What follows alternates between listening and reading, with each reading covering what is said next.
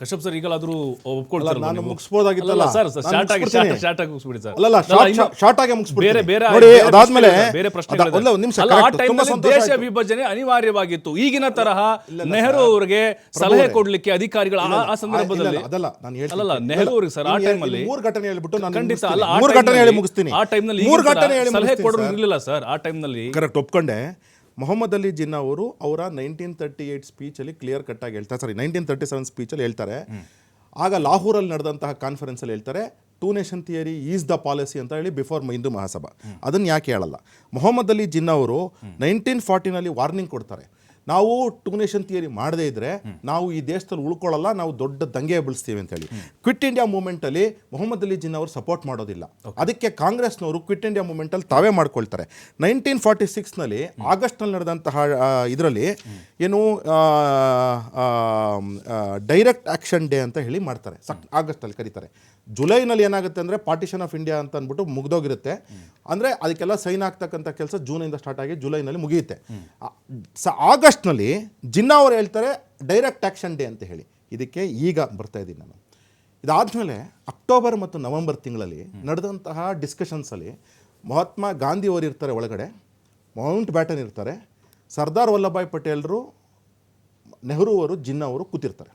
ಇಷ್ಟು ಜನ ಕೂತಿದ್ದಂತಹ ಒಂದು ಸಂದರ್ಭದಲ್ಲಿ ಆಗ ಪ್ರಪೋಸಲ್ ಇಡ್ತಾರೆ, ಆಯಿತು ನೀವು ಪಾರ್ಟಿಷನ್ ಅನ್ನೋತಕ್ಕಂಥದ್ದು ಬೇಡ, ನಾವು ಇದನ್ನು ಪಾರ್ಟಿಷನ್ ಸ್ಟಾಪ್ ಮಾಡ್ತೀವಿ, ನಾವು ದೇಶ ಬಿಟ್ಟು ಹೋಗ್ತೀವಿ ಅಂತ ಹೇಳ್ತಾರೆ. ಆಗ ಒಂದು ನಿಮಿಷ ಸರ್, ಗಾಂಧಿ ಅವರು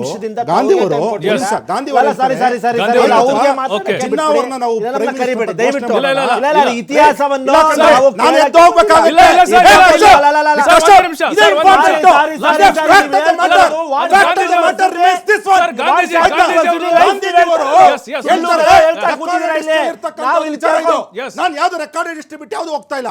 ಮಹಾತ್ಮ ಗಾಂಧಿ ಅವರು ಹೇಳ್ತಾರೆ ಮೊಹಮ್ಮದ್ ಅಲಿ ಜಿನ್ನಾ ಅವ್ರನ್ನ ಪ್ರೈಮ್ ಮಿನಿಸ್ಟರ್ ಮಾಡೋಣ, ನಾವು ದೇಶನ ಒಟ್ಟಾಗಿಟ್ಕೊಳ್ಳೋಣ ಅಂತ ಹೇಳ್ತಾರೆ. ಅಂತ ಸಂದರ್ಭದಲ್ಲಿ ಮಹಾತ್ಮ ಗಾಂಧಿ ಅವರು ನಾನು ಜಿನ್ನಾ ಅವ್ರಿಗೆ ಕನ್ವಿನ್ಸ್ ಮಾಡ್ಕೊಂಡ್ ಬರ್ತೀನಿ ಅಂತ ಆಚೆ ಹೋದಾಗ partition is the only way ಅಂತ ಮೌಂಟ್ ಬ್ಯಾಟನ್ ಮುಂದೆ ಎದೆ ತೊಟ್ಕೊಂಡು ಹೇಳ್ದಂಥವ್ರು ಯಾರು? ಇದೇ ನಾಯಕರು ತಾನೆ, ಯಾರು? ಕಾಂಗ್ರೆಸ್ ನಾಯಕರು ತಾನೆ. ಆವಾಗ ಮಹಾತ್ಮ ಗಾಂಧಿ ಮತ್ತು ಜಿನ್ನಾ ಒಳಗಡೆ ಬಂದಿದ್ದ ಕೂಡಲೇ ದೇರ್ ಇಸ್ ನೋ ಆಲ್ಟರ್ನೇಟಿವ್ ಅಂತ ಹೇಳಿ ಘೋಷಣೆ ಮಾಡಿದವ್ರು ಯಾರು? ಘೋಷಣೆ ಮಾಡಿದವ್ರು ಯಾರು? ಅದನ್ನ ಹೇಳಿ. ಇದನ್ನೇನಾದ್ರೂ ಸತ್ಯದಲ್ಲಿ ಇದೇನಾದ್ರೂ ಈ ಪುಸ್ತಕಗಳಲ್ಲಿ 20 ಪುಸ್ತಕ ಹೇಳಿದ್ದೀನಿ. ಕಾಂಗ್ರೆಸ್ನ ನಾಯಕರುಗಳೆಲ್ಲ ಒಂದೊಂದು ಪುಸ್ತಕ ರಿಸರ್ಚ್ ಮಾಡಿ, ಯಾವ್ಯಾವ್ದೋ ರಿಸರ್ಚ್ ಮಾಡ್ತೀರಾ, ಇದು ರಿಸರ್ಚ್ ಮಾಡಿ. ನಾನು ಓಪನ್ ಆಗಿ ಚಾಲೆಂಜ್ ಮಾಡ್ತೀನಿ ತಮಗೆ. ಇದ್ರಲ್ಲಿ ಏನಾದ್ರೂ ಇಲ್ಲದೆ ಇದ್ರೆ ಆವಾಗ ಹೇಳಿ ನಮ್ಗೆ. ಸರ್ ಆಲ್ ಇಂಡಿಯಾ ರೇಡಿಯೋದಲ್ಲಿ ನೆಹರು ಅವರು ಭಾಷಣ ಮಾಡ್ತಾರೆ ದೇಶ ವಿಭಜನೆ ಬಗ್ಗೆ. ಅವ್ರಿಗೆ ಇಷ್ಟ ಇರಲಿಲ್ಲ, ಆದರೂ ಕೂಡ ಅದು ಯಾವುದೋ ಒತ್ತಡಕ್ಕೆ ಮಾಡೋದು, ಅವರು ದೇಶ ವಿಭಜನೆ ಮಾಡಿ ಆಮೇಲೆ ಪಶ್ಚಾತ್ತಾಪ ಪಡ್ತಾರೆ ಅಂತ ಹೇಳಿ ಅವ್ರಿಗೂ ಒಳಗೆ ಒಂದು ಕಡೆ ಇತ್ತು ಅನ್ನೋದು ಮನಸ್ಸು. ಇರೋ ಹಿಸ್ಟ್ರಿ ಬಗ್ಗೆ ಮಾತಾಡ್ಬೇಕು. ಯಾರೋ ಬರೆದಿರೋ ರೆಫರೆನ್ಸ್ ನಗಳನ್ನ ಇಟ್ಕೊಂಡು ಯಾರೋ ಬರೆದಿರೋ ರೆಫರೆನ್ಸ್ ಅವ್ರು ಹಂಗ ಅನ್ಕೊಂಡಿದ್ರು, ಮನಸ್ಸೊಳಗಡೆ ಹಂಗಿತ್ತು, ಅಲ್ಲ ಮನಸ್ಸೊಳಗಡೆ ನೋಡಿ. ಇತಿಹಾಸಕಾರರು ಬಿಜೆಪಿ ಅವರು ಸ್ವತಂತ್ರ ಹೋರಾಟದಲ್ಲಿ, ಸ್ವತಂತ್ರ ಸಂಗ್ರಾಮದಲ್ಲಿ ಭಾಗವಹಿಸಿದ್ರು. ಇಲ್ಲ ಇದೇ ಸಾವರ್ಕರ್ ಬ್ರಿಟಿಷ್ಗೆ ಏನಕ್ಕೆ ಅಪಾಲಜೈಸ್ ಲೆಟರ್ ಬರ್ಕೊಟ್ಟಿದ್ರು? ಸಾವರ್ಕರ್ ಅವರು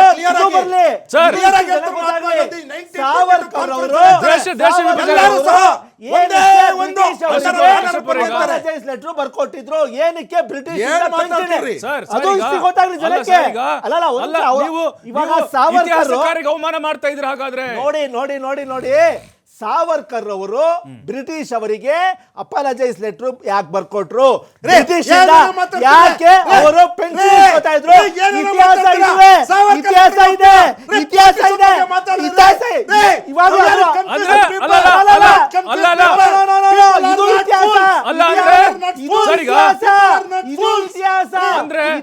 ಇದು ಸಾವರ್ಕರ್ ಅವರು ಬರೆದಿರುವ ಅಪಾಲಜೈಸ್ ಲೆಟರ್. ಹೌದು,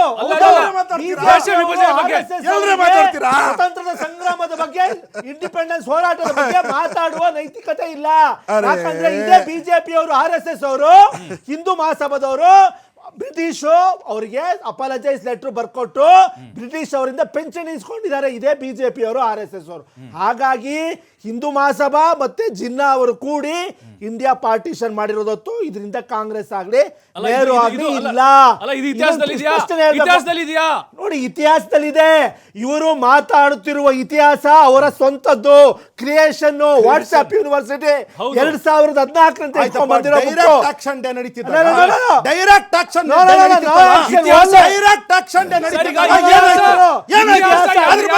ನೋಡಿ, ಡೈರೆಕ್ಟ್ ಆಕ್ಷನ್ ಡೇ ನಡೀತಿತ್ತಲ್ಲ, ಆಗ ಮೌಂಟ್ ಪ್ಯಾಟನ್ ಹತ್ರ ಈ 5 ಜನ ನಾಯಕರು ಜಿನ್ನಾ, ಗಾಂಧಿ, ಇದರ ಅಹಮದ್ ಅಲಿ ಖಾನು ಮತ್ತು ನೆಹರು ಮತ್ತು ಸರ್ದಾರ್ ಪಟೇಲ್ರು ಹೋಗಿದ್ರು ಇಲ್ವೋ? ಡಿಸ್ಕಷನ್ ಆಯ್ತು ಅಲ್ವೋ? ನೋಡಿ,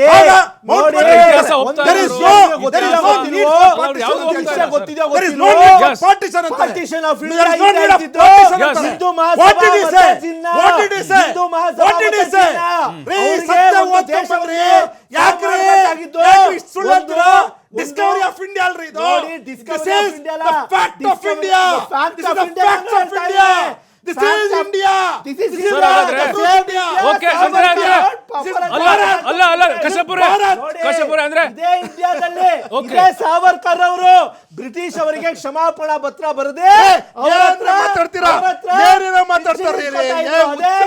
ಅದೇ ಇಂಡಿಯಾ ಡಿಸ್ಕವರಿ ಆಫ್ ಇಂಡಿಯಾ ಬಗ್ಗೆನೂ ಹೇಳ್ತೀನಿ. ಸರ್ ಅವರ ಆರ್ಗ್ಯುಮೆಂಟ್ ಸರ್, ಅದು ಅವ್ರ ಆರೋಪ. ಅದು ನೀವ್ ಹೆಂಗೆ ಹೇಳ್ತಿರೋ, ನೀವ್ ಹೆಂಗ್ ಡಿಫೆಂಡ್ ಮಾಡ್ತೀರೋ? ಆಬ್ವಿಯಸ್ಲಿ ಇತಿಹಾಸದಲ್ಲಿದೆ, ಇಲ್ಲೂ ಇದೆ. ಅಂಡಮಾನ್ ನಿಕೋಬಾರ್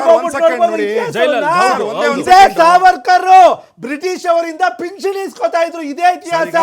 ಬಿಜೆಪಿ ಅವರು ಪಾತ್ರ ಸರ್, ಒಬ್ಬರು ಕೂಡ ದೇಶ ವಿಭಜನೆ ನೋಡಿ, ಒಬ್ಬರು ಕೂಡ ದೇಶಕ್ಕಾಗಿ ಸ್ವತಂತ್ರ ಪಡೆದಿಲ್ಲ. ನಾನು ಎದೆಮುಟ್ಟು ಹೇಳ್ತೀನಿ, ನಮ್ಮನೆಯಿಂದಲೂ ಒಬ್ಬರು ಸ್ವತಂತ್ರಕ್ಕೋಸ್ಕರ ಹೋರಾಡಿದ್ದಾರೆ. ಅದು ನಮ್ಮ ಇತಿಹಾಸ. ಟೂ ನೇಷನ್ ಥಿಯರಿ ಮಾತಾಡ್ತಾರೆ. ಟೂ ನೇಷನ್ ಥಿಯರಿ ಮಾತಾಡಿದ್ದು ಸೈಯದ್ ಅಹಮದ್ ಖಾನ್ ಅಂತ ಫಸ್ಟ್ ಟೈಮ್. ಅದಾದ್ಮೇಲೆ ಅನೇಕ ಜನ ಹೇಳ್ತಾರೆ ಹಿರಿಯರು, ದೇಶ ವಿಭಜನೆ ಟೈಮಲ್ಲಿ ಸಾವರ್ಕರ್ ಇಲ್ವಾ? ಇದ್ರು, ಖಂಡಿತವಾಗ್ಲೂ ಸತ್ಯ ಅದು, ಅದ್ರಲ್ಲಿ ನಾನು ಡೌಟೇ ಇಲ್ಲ. ಹಿಂದೂ ಮಹಾಸಭಾದಲ್ಲಿ ಆದಂತಹ ಒಂದು ದೊಡ್ಡ ರೆಸೊಲ್ಯೂಷನ್ ಅಲ್ಲಿ ವೀರ್ ಸಾವರ್ಕರ್ ಕೂತಿದ್ರು, ಅದು ಸತ್ಯನೇ. ಅದನ್ನ ನಾನು ಹೇಳ್ತಾ ಇಲ್ಲ ಏನ್ಸತ್ತೆ ಸುಳ್ಳು ಅಂತ ಹೇಳಿ. ಅದಕ್ಕಿಂತ ಮುಂಚೆ ನನ್ನ ಎರಡು ಅಬ್ಜೆಕ್ಷನ್ಸ್. ಒಂದು ಅಬ್ಜೆಕ್ಷನ್ ಏನು ಅಂದರೆ, ಸೈಯದ್ ಅಹಮದ್ ಖಾನ್ ಬಗ್ಗೆ ಇವತ್ತವರೆಗೂ ಸಹ ಕಾಂಗ್ರೆಸ್ ಅವ್ರು ಯಾಕೆ ಮೆನ್ಷನ್ ಮಾಡಿಲ್ಲ? ಅದಾದ್ಮೇಲೆ ಸೈಯದ್ ಅಹಮದ್ ಖಾನ್ ಅವ್ರ ಬಗ್ಗೆ ಪುಸ್ತಕಗಳಲ್ಲಿ ಒಂದು ನಿಮಿಷ ಸರ್ ನೋಡಿ, ಇಂಡಿಯಾ ರಿವೋಲ್ಟ್ ಅಂತ ಮಾತಾಡ್ತಾರೆ. ಅದಾದ್ಮೇಲೆ ದ ವಾಯೇಜ್ ಆಫ್ ಮಾಡರ್ನೈಸೇಷನ್ ಅಂತ ಹೇಳಿ ಮಾತಾಡ್ತಾರೆ. ಎಸ್ ಅಂಡ್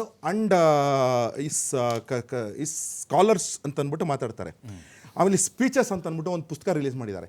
ಈ ಎಲ್ಲ ಪುಸ್ತಕಗಳಲ್ಲೂ ಸಹ ಕಾಂಗ್ರೆಸ್ನವರು ಯಾಕೆ ಸೈಯದ್ ಅಹಮದ್ ಖಾನು ಟೂ ನೇಷನ್ ಥಿಯರಿನ 1876 ಕೋಟ್ ಮಾಡಿದ್ರು ಅಂತ ಯಾಕೆ ಹೇಳಲ್ಲ? ಒಂದು, ಚೌಧರಿ ರೆಹಮತ್ ಅಲಿ ಖಾನು ಅದಕ್ಕಿಂತ ಮುಂಚೆ ಅಲಿ ಬ್ರದರ್ಸು ಕೋಟ್ ಮಾಡಿದ್ರು two nation theory Khilafat movement ಅಲ್ಲಿ, ಯಾಕೆ ಕೋಟ್ ಮಾಡಲ್ಲ? ಅದಾದ್ಮೇಲೆ ಚೌಧರಿ ರೆಹಮತ್ ಅಲಿ ಖಾನ್ ಏನ್ ಕೋಟ್ ಮಾಡಿದ್ರು 1933 ಯಾಕೆ ಕೋಟ್ ಮಾಡಲ್ಲ? ಅದಾದ್ಮೇಲೆ 1937 ಲಾಹೋರ್ ರೆಸೊಲ್ಯೂಷನ್ ಅಲ್ಲಿ, ಯಾವುದು ಮುಸ್ಲಿಂ ಲೀಗ್ ಲಾಹೋರ್ ರೆಸೊಲ್ಯೂಷನ್ ಅಲ್ಲಿ ಮೊಹಮ್ಮದ್ ಅಲಿ ಜಿನ್ನಾ ಹೇಳ್ತಾರೆ. ಅದನ್ನೆಲ್ಲವನ್ನು ಸಹ ಕೋಟ್ ಮಾಡದೆ ಬರೀ ಹಿಂದೂ ಮಹಾಸಭಾ ಬಗ್ಗೆ ಮಾತ್ರ ಮಾತಾಡ್ತಾರೆ. ಅದಾದ್ಮೇಲೆ ಡೈರೆಕ್ಟ್ ಆಕ್ಷನ್ ಡೇ ನಡೆದಂತಹ ಸಂದರ್ಭದಲ್ಲಿ ಈ ಡಿಸ್ಕಷನ್ನು, ನಾನು ಹೇಳ್ತಿರ್ತಕ್ಕಂಥ ಡಿಸ್ಕಷನ್ನು ರೆಕಾರ್ಡೆಡ್ ಹಿಸ್ಟ್ರಿನಲ್ಲಿ ನೀವೇನಾದ್ರು ಮೆನ್ಷನ್ ಮಾಡಿ ಅಕಸ್ಮಾತ್ ಹುಡುಕಿದ್ರೆ ಡೈರೆಕ್ಟಾಗಿ ಸಿಗುತ್ತೆ.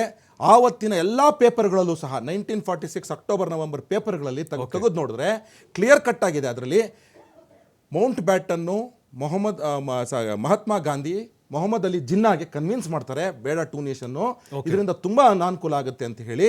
ಆಗ ಇದೇ ಕಾಂಗ್ರೆಸ್ನ ಎಲ್ಲ ನಾಯಕರುಗಳು ಸಹ ಏನು ಹೋಗಿ ಮೌಂಟ್ ಬ್ಯಾಟನ್ ರಿಕ್ವೆಸ್ಟ್ ಮಾಡಿದ್ರು. ಚರಿತ್ರೆ ತೆಗೆದು ನೋಡಿ, ನ್ಯೂಸ್ ಪೇಪರ್ಸ್ ತೆಗೆದು ನೋಡಿ.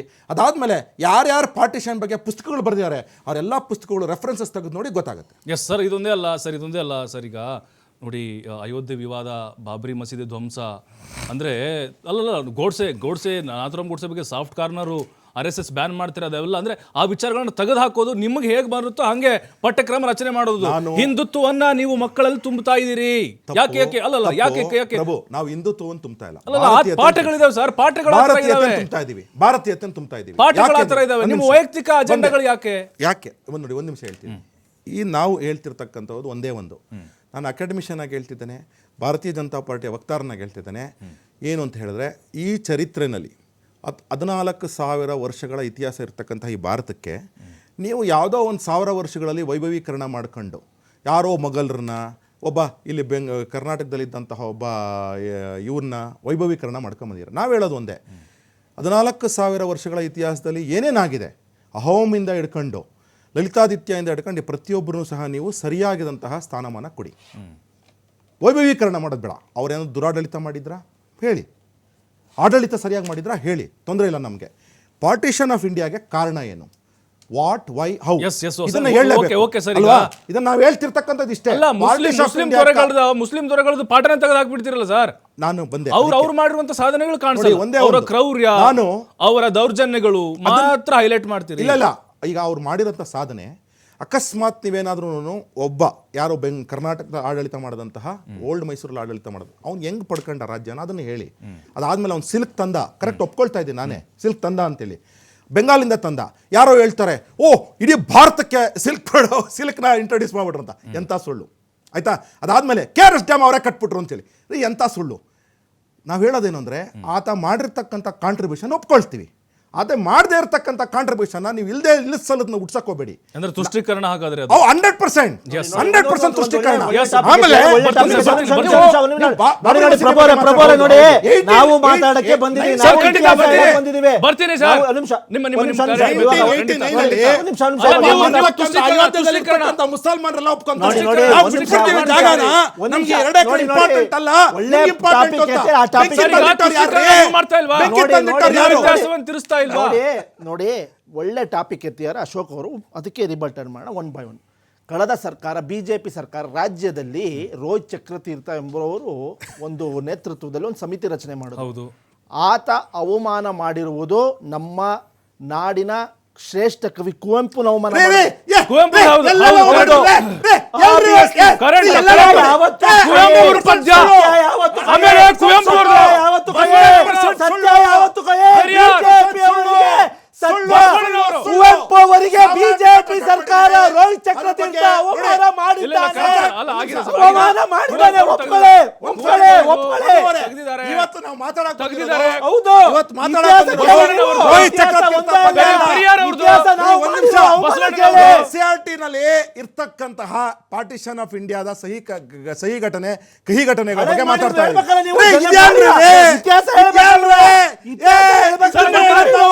ಡಿಸ್ಕವರಿ ಆಫ್ ಇಂಡಿಯಾ ಸುಳ್ಳುಗಳು ಅಂತ ಹೇಳಿ ರೋಹಿತ್ ಚಕ್ರತೀರ್ಥ ಹೇಳ್ಬಿಡ್ತೀನಿ. ರೋಹಿತ್ ಚಕ್ರತೀರ್ಥ ಉತ್ತರ ಕೊಡ್ರಿ. ಕೊಡ್ತೀನಿ.